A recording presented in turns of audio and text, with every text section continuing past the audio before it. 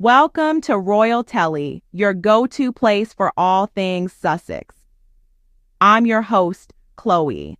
Today, we're taking a deep dive into a crisis that's been hiding in plain sight, an issue that Prince Harry, the Duke of Sussex, has passionately put his energy and platform behind. We're talking about men's health, an issue that isn't discussed as often as it should be. With American men suffering and dying at alarmingly high rates, it's time we pay attention to this immediate national emergency. The Duke of Sussex has courageously shown up critics and biased media by shedding light on this issue. Today, we explore the real face of men's health, USA, a report launched by Movember, the leading global men's health nonprofit. We'll also delve into Prince Harry's profound response to it. So, let's dive right in. American men are in a health crisis, one that has been overlooked for far too long. The Duke of Sussex, Prince Harry, has brought this issue to light with his relentless efforts and the power of his platform. The Real Face of Men's Health, USA report, launched by Movember, the leading global men's health nonprofit, has unveiled some startling facts about this crisis. American men are suffering and dying at rates that should have declared an immediate national emergency. The outdated toxic concept of masculinity that equates asking for help with weakness has left men grappling with deep-seated isolation. The life expectancy of American men is a mere 75.8 years, placing the United States 27th out of 31 OECD countries. That's a shocking revelation, isn't it? American men are twice as likely to succumb to heart disease and 250% more likely to die from accidents and drug overdoses. But let's not forget, these are not faceless statistics. These are fathers, brothers, sons, friends who are dying prematurely because they believed they had to shoulder their burdens alone. Prince Harry, in a conversation moderated by journalist Brooke Baldwin, shared his decade-long observation of this devastating pattern among veterans and communities. He said, "The biggest barrier is the belief that no one will understand. Loneliness convinces you you're the only one, which is rarely true. This is the perception gap where men overestimate the stigma and underestimate the support waiting for them." But where does this start? The Duke of Sussex has pointed towards the urgent alarm bell for young men, the algorithms of social media that are raising a generation on outrage and division rather than mentorship and healthy development.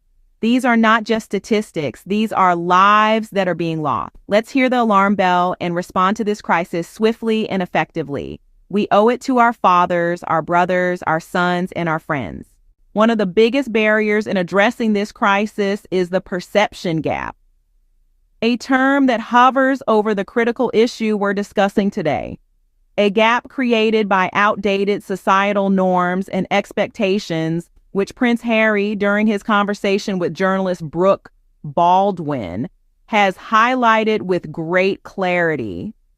He talks about how men, particularly in America, are often held captive by the notion that asking for help is a sign of weakness, that they must bear their burdens alone without showing any signs of vulnerability. This harmful perception is deeply ingrained in our culture and has resulted in a damaging silence, a silence that is literally costing lives. Prince Harry shares the distressing observation that the biggest barrier to seeking help is the belief that no one will understand. The feeling of isolation is so potent that it convinces men they are the only ones suffering, which is rarely the case. This, my friends, is the perception gap. The Duke of Sussex, having interacted with veterans and communities over a decade, has witnessed this pattern firsthand. He has seen how men overestimate the stigma associated with mental health and underestimate the support that is waiting for them. This gap in perception is what we need to bridge to change the narrative around men's mental health. This misperception starts early, often in childhood, and is perpetuated by society and media. It's reinforced by the erroneous belief that men should always be strong, resilient, and self-reliant. And it's this belief that makes it so hard for men to reach out when they're struggling. Prince Harry's powerful words serve as a call to action, a call to change the narrative around men's mental health, a call to redefine strength, not as the ability to endure alone, but the courage to seek help when needed. The Duke of Sussex is not just talking about this issue. He's actively working to change the narrative, to shift the perception, to bridge the gap. And it's this dedication, this commitment that makes his voice so vital in this conversation. The belief that no one will understand is a significant hurdle that needs to be overcome. We need to challenge these beliefs, break down these barriers, and let men know that it's okay to ask for help. It's okay to be vulnerable. It's okay to be human. The Duke of Sussex points out a modern-day contributor to this crisis: social media. Now, you might be wondering, what does social media have to do with men's mental health? Well, quite a lot, as it turns out. Prince Harry has argued that the algorithms of social media platforms are shaping young men's identities in harmful ways. These digital spaces, often designed to fuel outrage and division, are a far cry from the supportive environments needed for healthy development. Instead of finding mentorship or guidance, young men are left feeling powerless, isolated, and exploited. Imagine a young man seeking advice or comfort online, only to be met with a barrage of negative comments or, worse, complete silence. This digital void can exacerbate feelings of loneliness and despair, pushing them further into a cycle of self-doubt and isolation.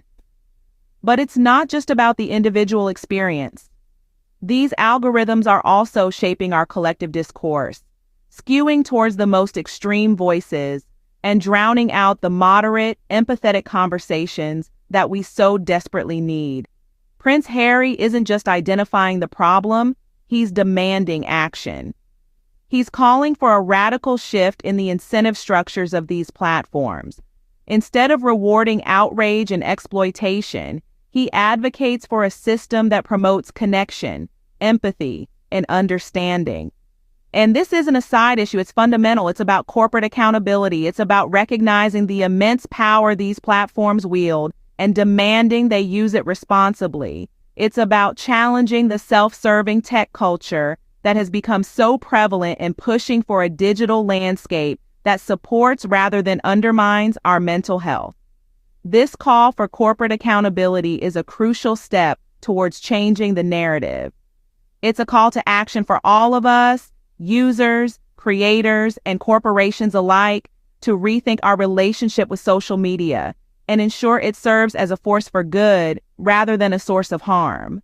It's not just about therapy, it's about connection. This is the cornerstone of a new perspective on men's health, one that seeks to redefine strength in terms of emotional honesty and shared experiences. Research from Movember, a global men's health nonprofit, has shed light on the ways in which men connect more naturally. It isn't always through heart-to-heart conversations or traditional support groups. Rather, men often find connection and camaraderie through shared projects or tasks. Working side by side towards a common goal, men are able to communicate and support each other in a way that feels comfortable and genuine. This concept isn't just theoretical. It's been put into practice in powerful ways. Look no further than Prince Harry's work with the Invictus Games, an international sporting event for wounded, injured, and sick servicemen and women. The Invictus Games are a testament to the power of communal effort and shared experiences. They are a place where vulnerability isn't just accepted, it's respected, where the journey to recovery is celebrated as a sign of courage, not a mark of weakness. In these settings, strength is redefined. It's not about the ability to carry a heavy load alone, but the courage to share that load with others. to admit when you're struggling, and to reach out for help. This is the kind of strength that Prince Harry and many others are working to promote. But the responsibility doesn't just lie with big organizations or public figures. It's also about the everyday people who choose to live out these values in their own lives.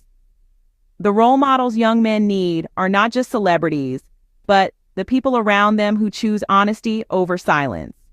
So let's redefine strength. Let's make it about connection, honesty, and shared experiences. Because it's not just about therapy, it's about connection.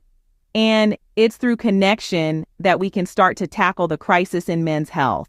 Prince Harry has once again used his platform to shed light on a critical issue. The Duke of Sussex, with his unwavering dedication, has brought the crisis in American men's health to the forefront. Highlighting the stark reality of the situation, he has shown us that outdated and toxic perceptions of masculinity are causing men to suffer in silence, leading to a tragic loss of life. He has also made it clear that the role of social media is not to be underestimated. These platforms, driven by divisive algorithms, are failing our young men, leaving them feeling lost and exploited. Prince Harry urges us to redefine strength and connection, encouraging men to seek help and support. This isn't just about therapy, but about building meaningful connections, breaking down barriers, and challenging societal norms. Thank you for joining us on Royal Telly. Don't forget to like, comment, and subscribe for more insightful content.